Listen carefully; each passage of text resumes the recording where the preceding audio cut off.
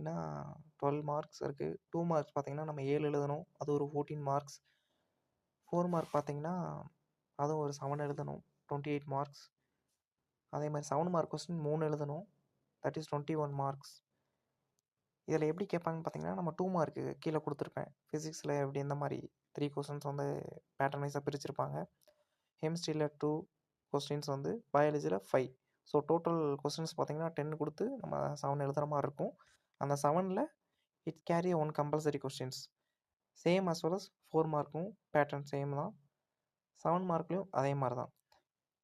ஈஸியாக பாஸ் ஆகிறதுக்கு என்ன ஒரு வழின்னு பார்த்தீங்கன்னா ரிப்பீட்டட் கொஸ்டின்ஸு, அதே மாதிரி ஜஸ்ட் ஆன்சர் இன் சென்டென்ஸாக இருக்கட்டும், அதே மாதிரி 2 மார்க் கொஸ்டின்ஸ் ப்ளஸ் இருக்கக்கூடிய 23 லெசன்ஸ் இருக்குது 10th சயின்ஸை பொறுத்த வரைக்கும். அதில் டிஸ்டிங்விஷ் பிட்வீன் கொஸ்டின் பார்த்தீங்கன்னு வச்சுக்கோங்களேன் 41 இருக்குது, இன்க்ளூடிங் இன்டீரியரை பொறுத்து.